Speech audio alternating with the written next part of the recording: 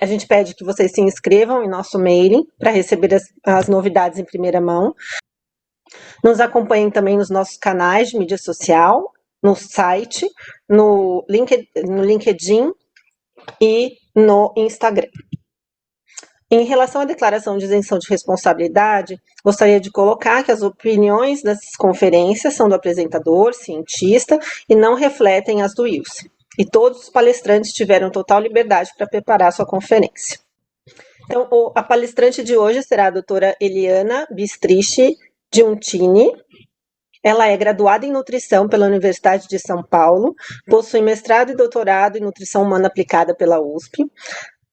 Já está no segundo pós-doutorado pela Faculdade de Ciências Farmacêuticas da USP, é pesquisadora do Centro de Pesquisa em Alimentos, o FORC, tem experiência nas áreas de nutrição, com ênfase em composição de alimentos e carboidratos não disponíveis, e é colaboradora na tabela brasileira de composição de alimentos.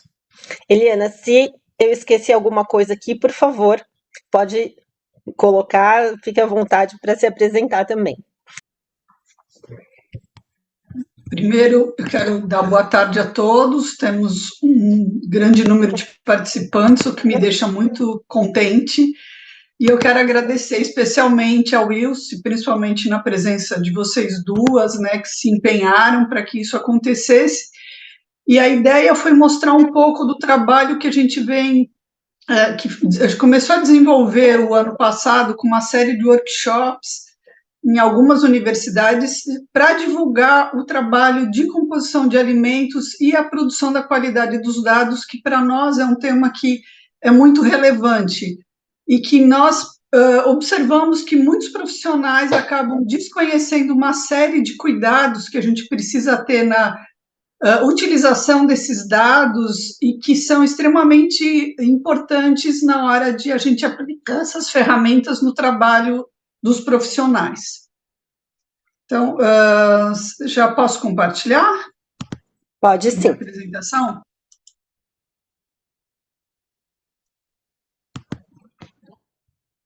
Entrou?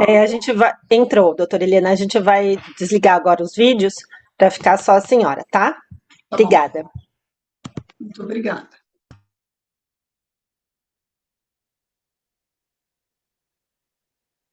Posso começar? Pode iniciar. Isso aqui não está mudando. Peraí. Dá um clique na apresentação, só um clique nessa apresentação e aí ele vai. Ah, tá. Bom, então, a ideia de hoje é falar, é uma parte bem introdutória sobre composição de alimentos, né, que fazia parte dos nossos workshops, onde eu vou mostrar para vocês a questão da origem dos dados e como avaliar a qualidade das informações. Os dados de composição de alimentos começaram a ser sistematicamente produzidos a partir do século XIX.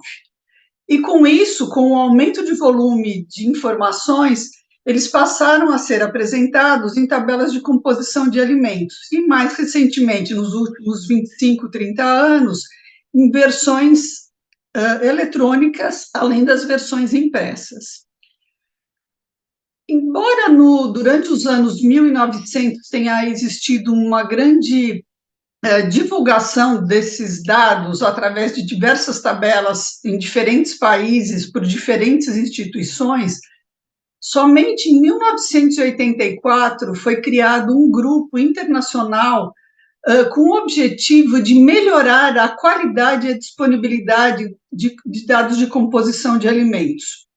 Foi criado, então, pela FAO, o InFoods, uma rede internacional que tem segmentos regionais nos diferentes continentes. Então, na América Latina, nós temos o Latin Foods, e foi estimulado que os países também criassem as suas próprias redes para que todo mundo trabalhasse de uma forma harmonizada, de uma forma similar. Então, esse grupo, né, chamado InFoods, ele passou a definir critérios para que houvesse uma harmonização internacional em relação aos dados de composição de alimentos. Então, eles discutiram e definiram quais os melhores métodos analíticos deveriam ser empregados para a obtenção dos valores dos nutrientes. Foram criados tag names, que são identificadores de nutrientes e componentes, foram discutidas prioridades em relação à análise de componentes e alimentos, e também critérios de compilação, que é a base do que nós podemos definir como avaliação de uma qualidade de composição de alimentos, de dados de composição de alimentos. A ideia da criação dessa harmonização, de todo mundo trabalhar de forma similar, é para que houvesse uma maior oportunidade de intercâmbio e comparação de dados, porque a gente não pode comparar coisas obtidas de diferentes formas. E a identificação, a criação dos tag names desses identificadores é para que fosse mais fácil pessoas de diferentes países conseguirem identificar o nutriente e como aquele dado foi obtido, para ver se aqueles dados podem ser comparados ou não, ou se podem ser intercambiados. As tabelas de composição são usadas em ações individuais, como avaliação de consumo alimentar e planejamento de dietas, mas também em ações coletivas, ajudando a definição de políticas públicas, em programas de fortificação e elaboração de guias alimentares. São usados bastante em pesquisas na área de saúde, mas também na indústria, na área de desenvolvimento de novos produtos. Na agricultura, os dados também são utilizados na proposição de novas formas de plantio, avaliação de melhoramento genético, cruzamento de espécies. Então, os dados de composição são usados por áreas muito diferentes, quando a gente pensa muito só em nutrição, mas existem áreas associadas à nutrição, não diretamente à saúde, mas que também utilizam os dados.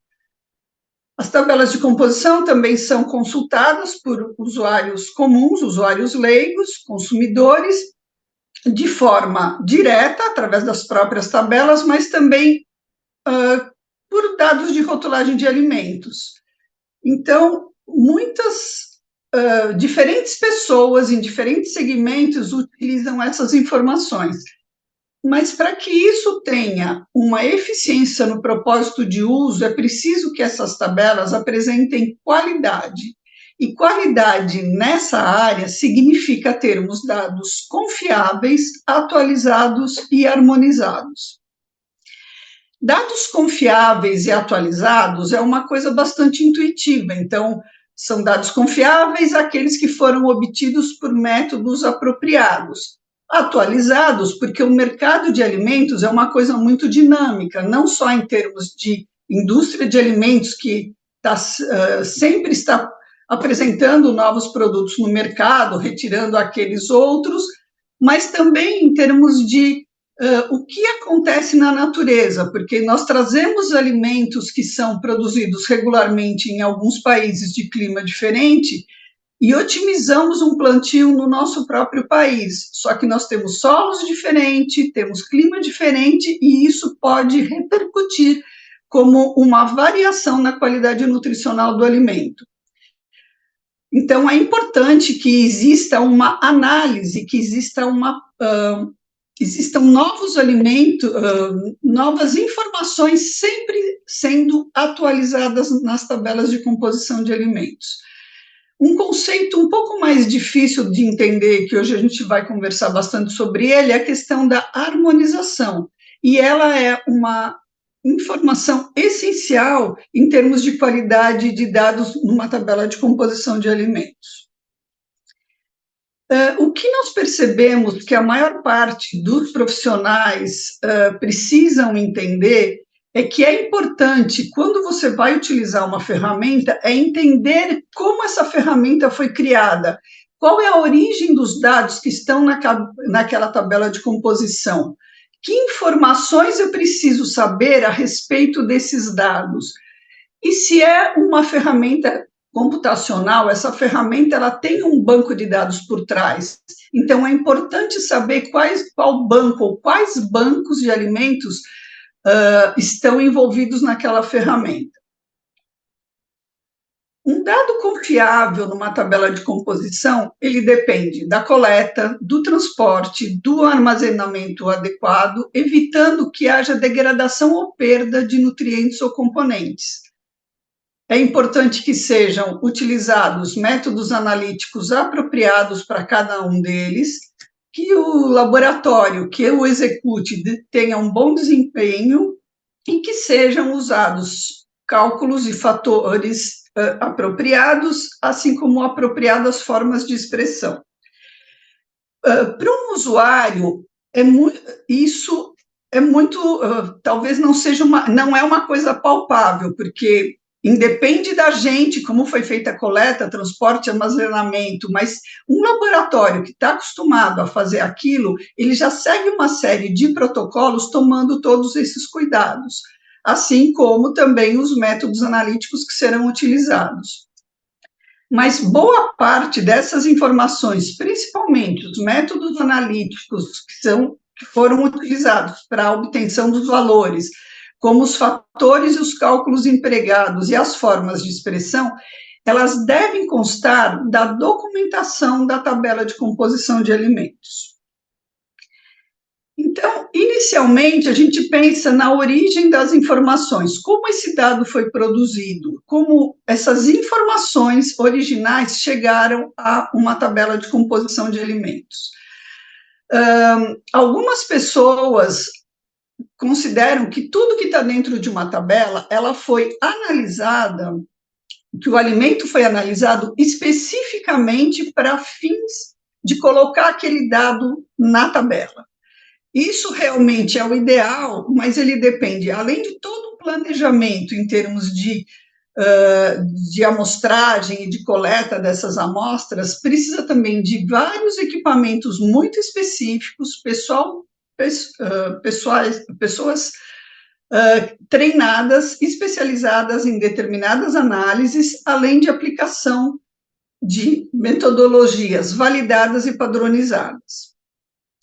Então, mundialmente, a gente sabe que algumas tabelas, muito poucas, elas trabalham com dados realmente provenientes de análises diretas. E como é uma produção contínua dessa informação, a gente sabe que é difícil que mais de que algumas dezenas de alimentos sejam regularmente analisadas anualmente. E isso representa um custo muito elevado, embora seja o ideal.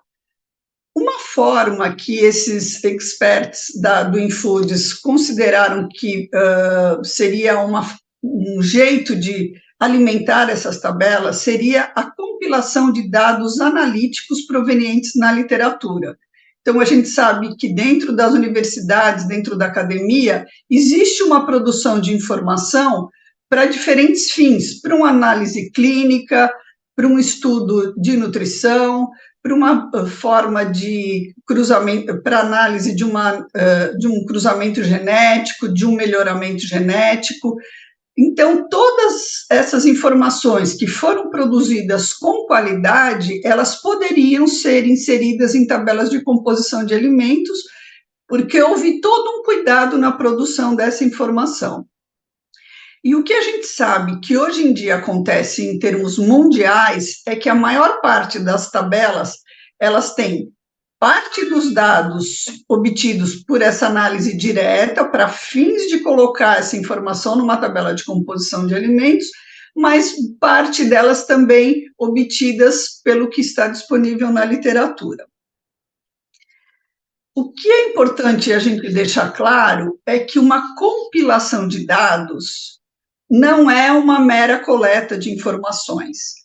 Quando eu falo em coleta de informações, eu vejo dados de uma publicação científica, eu não avalio como aquilo foi produzido, qual metodologia foi utilizada, eu simplesmente resgato aquela informação e coloco numa tabela. Eu não faço uma análise de como aquele dado foi produzido. A mesma coisa é um dado de rótulo. Algumas empresas realmente têm dados analíticos em seus rótulos, mas a grande maioria elas apresentam dados calculados a partir de diferentes tabelas de composição de alimentos ou de um banco de dados de ingredientes. Mas ali não, dentro de um rótulo, a gente não tem uma série de informações que são necessários para eu avaliar que aquele dado de alimento, dado da análise de alimento tenha qualidade. Então, em princípio, quando eu estou avaliando uma tabela de composição de alimentos, eu tenho que observar algumas coisas que me indiquem que aqueles dados presentes ali são confiáveis e tenham qualidade. Então, eu preciso saber o número de amostras que cada valor representa, se nós temos dados de umidade e cinzas, quais os métodos analíticos que foram empregados, como foi feita a identificação dos nutrientes e dos fatores empregados, e se aquela forma de expressão realmente está adequada para aquele alimento. Então, normalmente as tabelas elas apresentam dados por 100 gramas de alimento, né, em gramas por 100 gramas, ou miligramas, ou microgramas até por 100 gramas de alimentos, e muitas vezes por porções de tamanhos variados. Uma outra forma, uma outra coisa que eu preciso prestar muita atenção é se há uma identificação detalhada dos alimentos para que, na hora que eu for fazer uma avaliação, eu realmente escolha aquele alimento que é mais adequado para o que eu estou pretendendo. Uma atenção especial que a gente precisa avaliar em relação de métodos analíticos empregados é em questão, referente aos dados de fibra alimentar, minerais e vitaminas. O que a gente sabe que acontece, que muitas vezes algumas publicações são muito antigas, elas simplesmente são reeditadas ou reimpressas sem que haja a devida atualização desses valores. E a gente sabe que para vitaminas, minerais e fibra alimentar, nas últimas décadas, houve um avanço muito grande em termos analíticos. Foram propostos várias sistematizações, várias sistemáticas para avaliação de fibra em termos de qualidade, de separação, de se é fibra total, se é fibra solúvel, se é uma fibra insolúvel. Se alguns métodos eles conseguem identificar particularidades dessa fibra, porque nós temos a fibra alimentar é um grande grupo de alimentos que engloba vários componentes diferenciados e às vezes uma metodologia não pega. Então é preciso que exista uma atenção especial em relação a isso, em termos de vitaminas e minerais. Muitos métodos ainda a gente sabe que são empregados, mas eles estão ultrapassados. Nós temos equipamentos, só que esses equipamentos que são mais apropriados, nem todas as instituições têm condições de fazer o uso, porque são equipamentos muito caros. Então, infelizmente, a gente vê que ainda hoje, algumas publicações, elas têm tomam uma série de cuidados, mas por questão financeira, elas ainda não conseguem avaliar a fibra alimentar de forma adequada e algumas vitaminas também, porque em questão do custo e da disponibilidade dos equipamentos. Mas toda essa informação é extremamente importante porque isso vai refletir nos estudos populacionais. Se nós não temos a fibra, os minerais, as vitaminas avaliados de uma forma que sejam realmente mais compatíveis com a realidade, a gente pode estar fazendo suposição com dados que realmente não estão fidedignos. A identificação dos alimentos, para nós, é uma coisa essencial. É preciso que nas tabelas fique muito claro se o alimento é cru, se ele é fresco, se ele é processado, se ele é um alimento preparado, por qual preparação ele passou, se foi cozido, se foi assado, se ele foi submetido a micro-ondas. Quando são alimentos frescos, é importante que tenha o nome científico, a variedade ou a espécie, ou no caso dos animais, a raça do animal. Em alguns casos, né, de frutas, por exemplo, é importante dizer que se ela está madura ou verde. É muito óbvio para a gente que, por exemplo, um dado de uma banana, ela seja uma banana sem casca e madura, mas hoje em dia a gente sabe que, pensando, né, na sustentabilidade, já se obtém dados de, por exemplo, de alimentos verdes e com utilização de casca justamente para que isso tenha um maior aproveitamento dos alimentos. Então, mas é importante que tudo isso esteja descrito dentro da tabela. Se é um alimento embalado, ele muitas vezes está em calda, está submetido a uma salmoura ou azeite, ou, desculpa, aqui eu trouxe do espanhol e acabei errando aqui. Se é um produto de cultivo orgânico ou tradicional.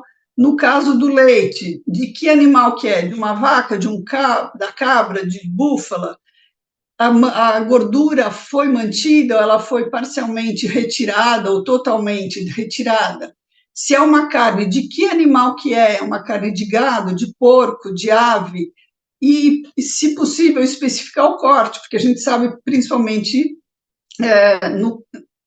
que existe uma diferença muito grande no teor de gordura, dependendo do corte ou da parte do animal. No caso de, por exemplo, a gente está falando de uma peça de maminha ou de um bife, essa gordura que envolve esse corte, ela foi eliminada ou não? No caso das aves, aquilo foi analisado com pele ou sem pele? A idade do animal, muitas vezes, também vai interferir, né, na composição do alimento, né? Não só em termos da quantidade de gordura, principalmente, mas o que está agregado a essa gordura, por exemplo, as vitaminas lipossolúveis. Então, se é um animal mais magro, a disponibilidade de vitamina lipossolúvel pode ser diferenciada. Se é um alimento também que passou por alguma fortificação ou enriquecimento, isso precisa estar descrito. Um outro fator que é muito importante quando a gente pensa em qualidade de dados de tabela de composição de alimentos é saber quais fatores foram utilizados nos cálculos. Para a gente produzir um dado de proteína, na verdade, a gente avalia a quantidade de nitrogênio naquela amostra. E, inicialmente, se considerou que toda molécula de proteína tinha 16% de nitrogênio, e hoje em dia, quer dizer, há muitos anos, né, desde 1940 já se sabe que nem toda proteína tem 16% de nitrogênio e nem todo nitrogênio presente numa amostra necessariamente é um nitrogênio proteico. E com isso, em 1941, começaram a ser propostos fatores diferenciados para a conversão de nitrogênio em proteína. Esses fatores foram revistos em 1973, são aplicados até hoje, mas ainda hoje se produz novas informações a respeito desses fatores de conversão em função de novos alimentos que passaram a fazer parte rotineiramente da nossa vida. Um exemplo mais recente que a gente tem é a questão dos cogumelos. Ainda essa semana eu vi um dado produzido, acho que na Bolívia, se eu não me engano, onde foi feita a conversão usando o fator 6,25 para cogumelo, quando a gente sabe que para cogumelos o fator de conversão de nitrogênio para proteína é um fator muito menor, ele é por volta de 4,38. Então, todas essas informações, elas precisam necessariamente estar indicado na documentação da tabela. Outra questão é o fator da energia, que são aqueles fatores que todos nós conhecemos, né, o 494, que eles foram propostos, né, inicialmente a partir do que era proveniente da energia de combustão em bombas calorimétricas. A partir de alguns anos, né, que esses dados começaram a ser utilizados, alguns fisiologistas começaram a se questionar até que ponto esses fatores, essa energia proveniente da combustão, realmente refletia o que o organismo humano conseguia absorver. E se descobriu que a proteína ela tem uma disponibilidade de 92%, enquanto os carboidratos têm de 97%, e assim chegamos nesses fatores que nós utilizamos até hoje e que são conhecidos há mais de 120 anos. Com o tempo, da mesma forma como se questionou a questão da conversão do nitrogênio para a proteína, começaram a questionar também se esses fatores gerais de Atwater realmente não poderiam ser mais específicos. E se observou que realmente existem certas variações em termos de grupo alimentar e, às vezes, dentro do próprio grupo alimentar. Essa discussão se iniciou em 1955 e foram criados esses fatores específicos, mas eles são muito detalhados e em 1970 esses dois pesquisadores, Southgate e Durning, eles fizeram uma série de avaliações para simplificar isso em termos de conversão de dados dentro de uma tabela. E eles perceberam que, pensando-se que a boa parte dos países consome uma dieta mista, a aplicação dos fatores gerais, ele realmente não apresenta problema em termos de falta de especificidade em relação aos nutrientes. Considerando a dieta como um todo, aquilo teria um impacto muito pequeno. Esses dados específicos, esses fatores específicos, eles normalmente são mais utilizados em populações que têm dietas mais monótonas ou que são basicamente vegetarianas. Porque quanto mais carboidratos não disponíveis, há uma maior excreção de lipídios e nitrogênio, e com isso existe uma menor produção da energia que poderá ser absorvida. Agora, independente dessa fator específico, a grande maioria das tabelas, dos bancos de dados, eles utilizam esses fatores gerais. Mas, ainda assim, com a utilização desses fatores gerais, existem propostas de diferentes formas de cálculo. Então, o que a FAO recomenda é que se usem dados do carboidrato disponível, que é aquele que está disponível para a nossa produção de metabolismo energético, então é basicamente açúcares e amido, e que os dados de fibra, eles recebam um fator menor, que seria mais ou menos a metade, porque foi feito um cálculo de quanto dentro de uma dieta geral, a proporção de fibra poderia representar em termos de impacto de energia. Então, esse é um dado que já foi proposto há vários anos e que tem sido regularmente aplicado por todos os países signatários das tabelas de composição da FAO. Mas, por exemplo, o Codex, ele ainda mantém para a rotulagem, muitas vezes, a orientação de usar os carboidratos totais e também a aplicação de um fator diferenciado para ácidos orgânicos. No Mercosul e na Comunidade Europeia, se usam dados de carboidratos disponíveis, mas eles sugerem que se desconte a quantidade de polióis se houver dentro daquele alimento. E esses polióis, essa quantidade de polióis, elas seriam submetidas, seriam multiplicadas por um fator diferenciado. No Mercosul e Comunidade Europeia, não se pensa na fibra como um todo, mas eles atribuem o fator 1 apenas à polidestrose.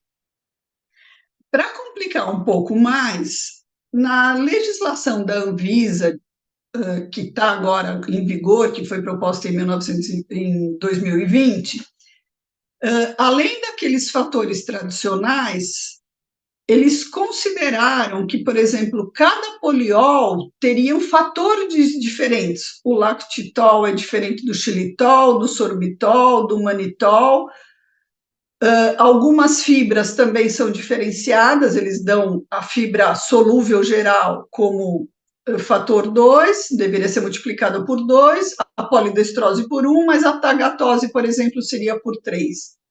Então, mesmo a gente pensando em utilizar fatores mais gerais, ainda assim há diferentes formas de converter os dados dos macronutrientes para o valor energético do alimento.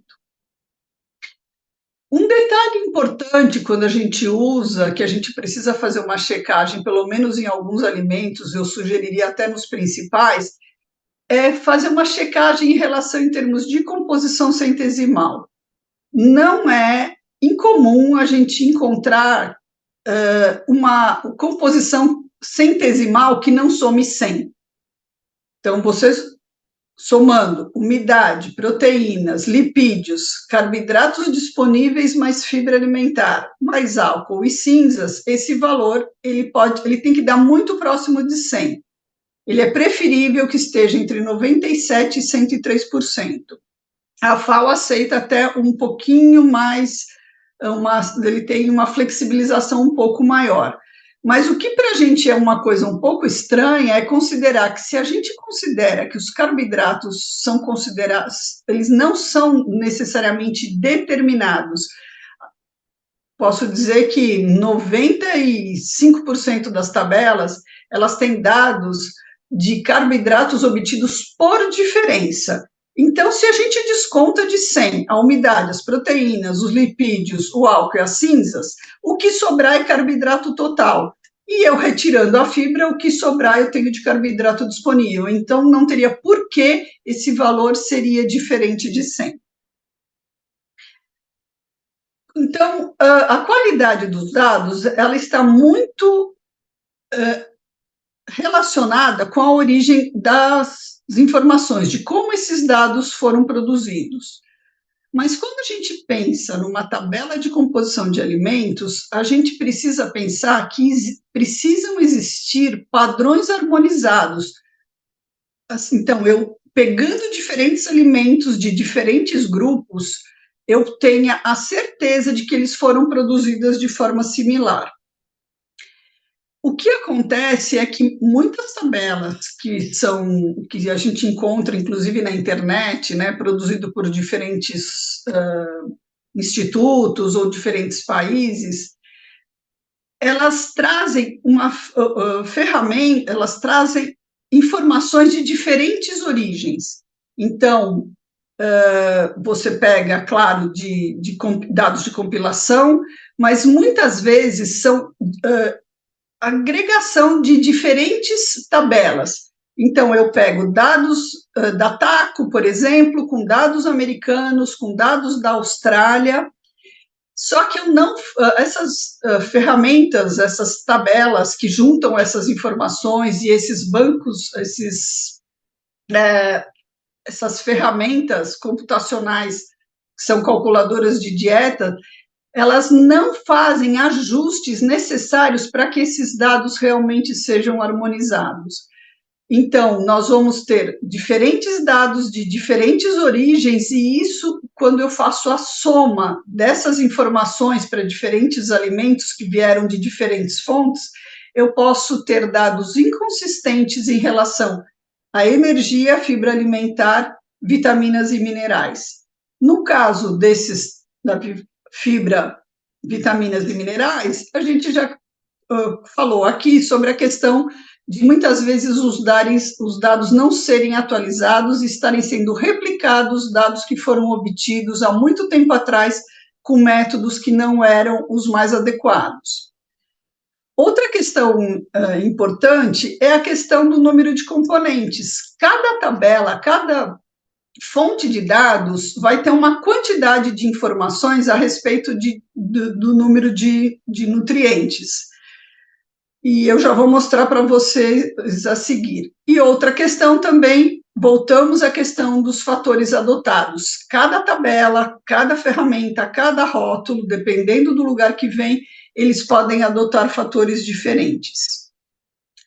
Então, aqui só para dar um exemplo prático, algumas tabelas têm dados da TACO, que é aquela tabela da Unicamp, que de forma, em relação aos ingredientes, aos nutrientes principais, eles apresentam dados de 25 componentes. Quando eu junto dados da TACO, por exemplo, com dados de rótulo, enquanto eu estou fazendo uma avaliação alimentar, enquanto a TACO está me apresentando dados de vários componentes, de 25 componentes, o dado de rótulo, ele vai me dar dados basicamente de valor energético, macronutrientes e sódio, que é obrigatório pela legislação, com exceção daqueles grupos específicos onde são dados analíticos, caso dos alimentos infantis, por exemplo.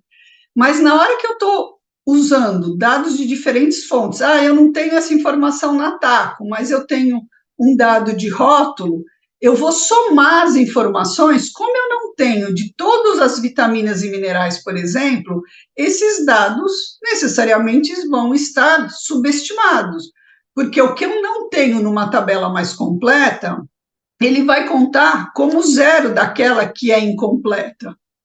Então, eu vou estar subestimando, principalmente, dados de vitaminas e minerais. Além disso, por exemplo, eu posso estar somando dados de energia que foram obtidas de forma diferente. A TACO utiliza os fatores específicos de Atwater, enquanto eu acabei de mostrar aí os fatores energéticos que foram propostos recentemente, aí nos últimos anos, né, na legislação em vigor, além daqueles dos carboidratos, proteínas e gorduras, e fibra, eles têm outras opções referente a outros componentes do alimento. Então, eu estou somando coisas diferentes. E o que a gente vê em muitas tabelas é justamente esse problema, porque elas juntam informações de fontes muito diferentes, mas elas não se preocupam com a questão da harmonização. E isso acontece muito, né, nesses softwares de cálculo de nutrição. Uma questão que é preciso também sempre levar em consideração é que existem métodos para determinar frações de carboidratos, mas os métodos que algumas vezes são empregados como métodos gerais, eles podem ter problemas. Então, é muito melhor, e é o que a maior parte das tabelas adota, é usar realmente carboidratos por diferença, a não ser que você precise especificamente dados dos diferentes grupos que compõem os carboidratos. Então, os carboidratos totais para FAO, para o InFoods, para quem trabalha com composição de alimentos, ele inclui a fibra alimentar, mas e o carboidrato disponível por diferença, você realmente desconta o que é fibra alimentar do carboidrato total. Mas a legislação brasileira, na documentação que eles apresentaram, eles consideram carboidratos totais o que nós chamamos de carboidratos disponíveis, porque eles consideram carboidrato total aquilo que realmente vai fornecer energia no metabolismo energético. Uma outra questão é a questão do cálculo da vitamina A. A vitamina A antigamente era apresentada como unidades internacionais e já há muitos anos se apresenta como equivalentes de retinol ou de atividade de retinol. Se é um alimento exclusivamente de origem animal, a quantidade da vitamina A por RE ou por RAI é exatamente igual, porque ela está considerando o retinol da dieta com um peso 1. O que vem dos carotenoides, eles têm diferença em termos de equivalente de retinol ou de atividade. Então, se é um alimento só de origem vegetal, o RAI, ele é metade do que seria o equivalente de retinol, do RE. Mas se nós temos, por exemplo, um iogurte com frutas, nós vamos ter uma parte que é retinol, que tem o peso 1, e vamos ter uma parte que vem dos carotenoides. E daí a vitamina A por RA ou por RAI, por RE ou por RAI, vão ter valores diferentes. Então, na hora que eu junto essas informações de diferentes fontes, eu preciso entender se eu não estou misturando coisas diferentes. Então, se uma tabela considera RE e a outra RAI, na hora que eu vou somar esses dados numa ferramenta computacional, eu posso estar somando coisas diferentes, eu posso estar subestimando ou superestimando, dependendo da unidade que você está utilizando. Voltando à questão da energia, aqui só para dar um exemplo mais concreto do que eu falei até agora, na FAO, considerando carboidratos disponíveis e um fator aplicado para a fibra alimentar total. No Codex, considerando os carboidratos totais mais os ácidos orgânicos. E a questão do Mercosul, considerando que os polióis são separados dos carboidratos disponíveis, né, onde é atribuído um outro valor, e nós temos a questão da polidestrose. Então, num suposto alimento que tenha 15,3 gramas de carboidratos totais, sendo que 7 é fibra alimentar, e nós temos um percentual pequeno de ácidos orgânicos, quando eu faço essa conta, existe uma diferença muito grande, como vocês podem observar aí nesse quadro verde.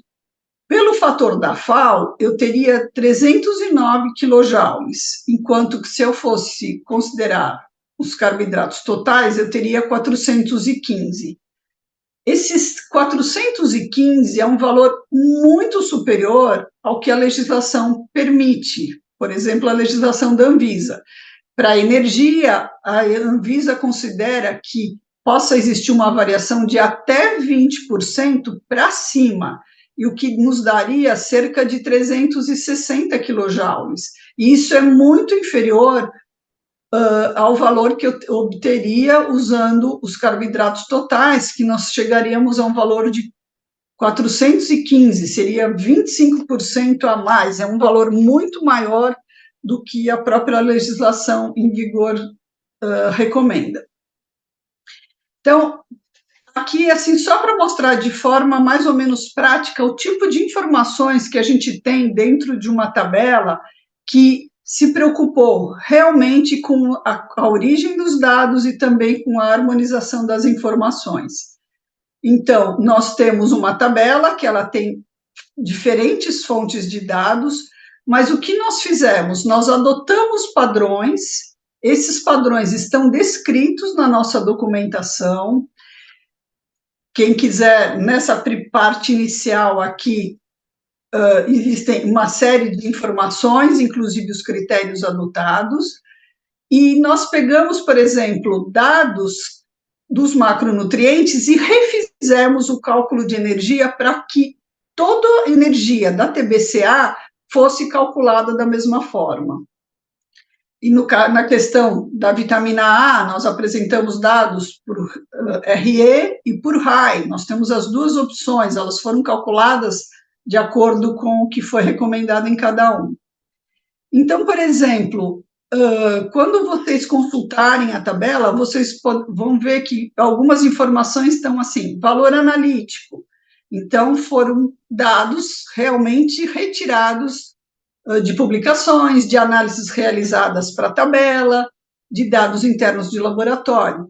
O valor calculado, para algumas situações, é muito óbvio, a questão da energia e dos carboidratos por diferença, mas também nós temos formulações, e essas formulações, essas preparações, elas foram também calculadas de acordo com o que nós colocamos aqui. De preferência, se nós temos informação de um ingrediente já submetido a alguma fonte de preparo, esse dado ele é preferível em relação a eu pegar um dado de um ingrediente cru, onde eu tenha que aplicar vários fatores de conversão, fator de retenção de nutrientes, por exemplo, porque nós consideramos que aquilo que já foi submetido à análise, ele tem um dado mais fidedigno em relação a um dado cru que tenha que ser submetido a vários fatores. Um problema sério que a gente tem no Brasil é que não existe produção de dados de vitamina B12, nós temos muito pouco dado de ácido fólico e também das vitaminas lipossolúveis, com exceção da vitamina A. Então, boa parte dos valores que nós temos na tabela referente a esses nutrientes, nós chamamos de dados atribuídos, porque nós tínhamos essa informação obtida, por exemplo, de um vegetal numa determinada preparação, e depois nós fizemos uma correção para umidade e lipídios. Ou muitas vezes foram complementados com dados de tabelas internacionais, onde essa informação foi buscada, mas houve um ajuste para aquela umidade e lipídio dos nossos produtos. Não simplesmente pegamos a informação e atribuímos, nós fizemos uma correção, um ajuste.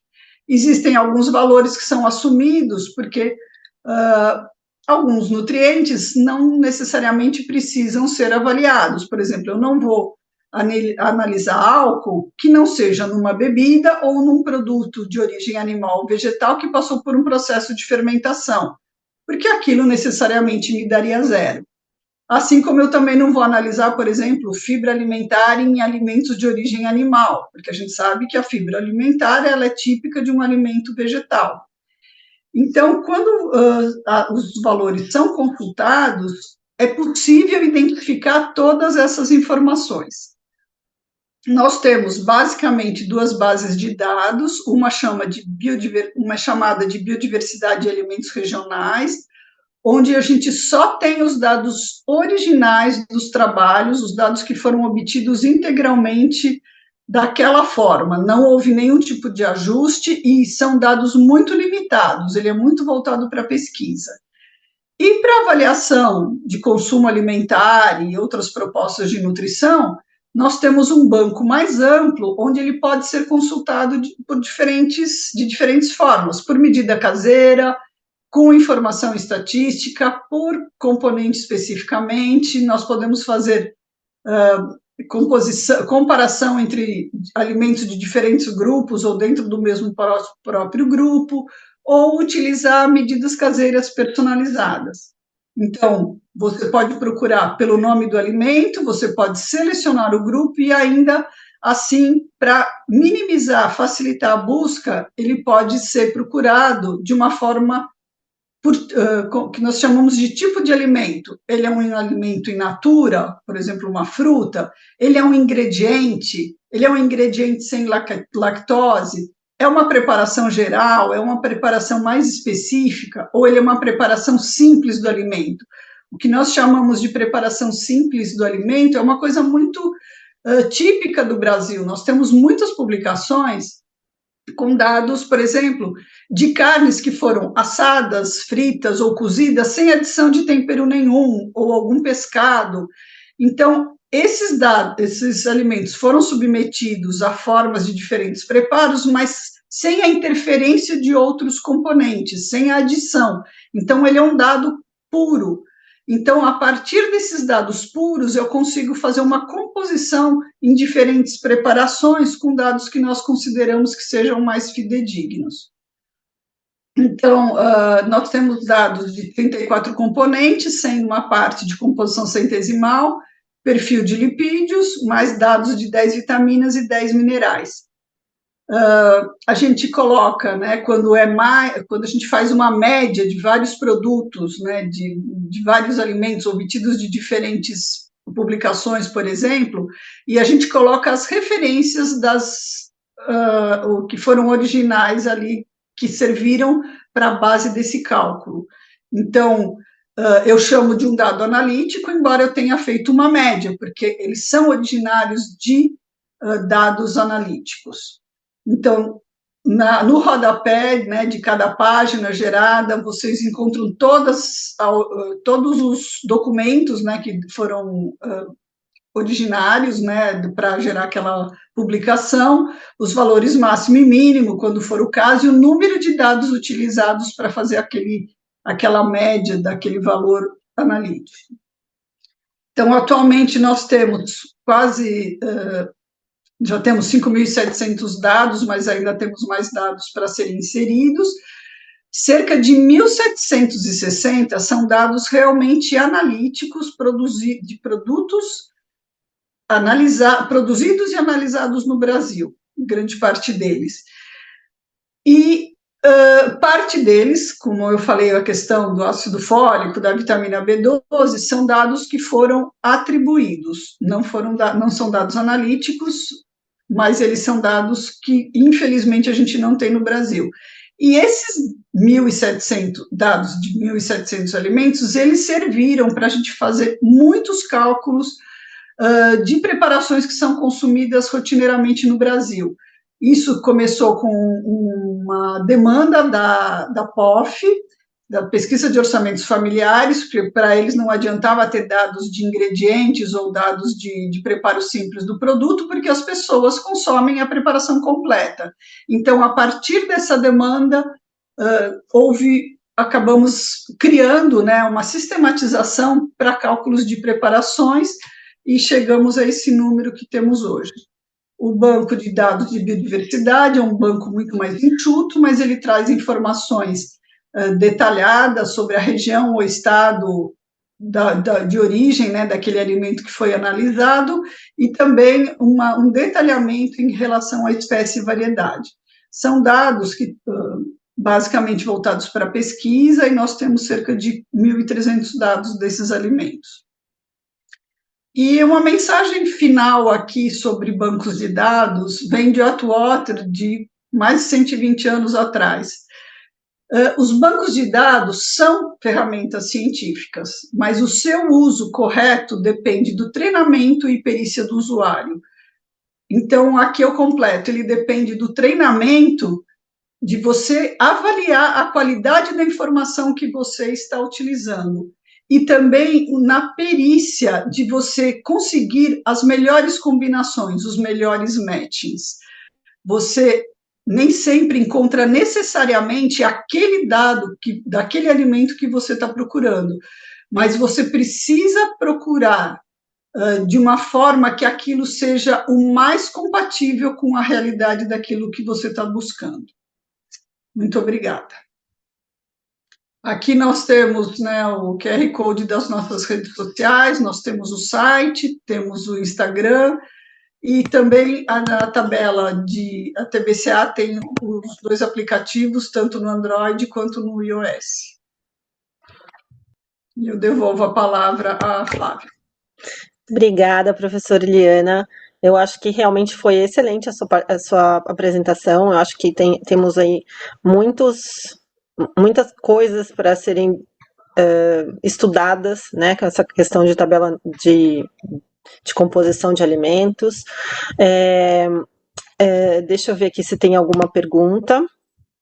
O pessoal está agradecendo a sua apresentação, e a Paola colocou que, com certeza, saber avaliar as informações do banco de dados é importante, e estão todos te parabenizando aí pela apresentação. Perguntas realmente não surgiram, né? Pelo menos até o momento, não surgiram perguntas, apenas parabenizações. Então, eu gostaria de te parabenizar também, doutora Eliana, pela palestra, agradecer a todos que estiveram conosco ainda até agora, né? E falar para vocês que daqui 15 dias nós vamos ter o segundo webinar sobre as tabelas nutricionais. Espero contar com todos também nesse próximo webinar. E quem tiver interesse, quem precisar e tiver interesse do certificado, por favor, nos envie um e-mail para ilcbr@ilce.org.br, que nós enviaremos o certificado para vocês. E também gostaria de ressaltar que essa palestra ela foi gravada e ela vai ser disponibilizada no nosso canal do YouTube, do ILCE Brasil e do ILCE Global também. Tá? Agradeço a todos. Deixa eu dar uma checada aqui se tem alguma outra pergunta. A palestra vai ser disponibilizada, como eu coloquei. O e-mail é ilcebr, ilce.org.br. Então, ilcebr, tudo junto, @ilcebr.org. Não, desculpa, gente. Deixa eu falar de novo. Coloquei no chat. Ele Você tá no colocou no chat. chat? Ótimo. Então, ele está no chat para todo No mundo verificar, tá? Isso. Então, é isso, gente. Muito obrigada por estarem conosco aí até agora. Uma boa tarde a todos e até daqui 15 dias, no dia 30 de abril, quando nós faremos o próximo webinar. Obrigada, professora Eliana, mais uma vez. Queria só agradecer mais uma vez a oportunidade. Eu acho que o Wilson abriu uma porta importante para a gente e gostaríamos que realmente as pessoas pudessem acessar. É uma ferramenta tão tradicional e a gente Com usa certeza. tanto, né? Então, eu queria agradecer muito às meninas do Wilson aí por abrirem essas portas para a gente. Nós que agradecemos, professora, também eu acho que é uma oportunidade para a gente também ter vocês aí conosco, e esse trabalho realmente é um trabalho muito importante para todo mundo, né? Tanto para as nutricionistas que trabalham em campo, para o pessoal da indústria, para o pessoal do governo. Eu acho que todo mundo que trabalha com essa parte de nutrição é uma ferramenta muito importante, com certeza. Muito obrigada, pessoal, a todos. Boa tarde. Boa tarde, então.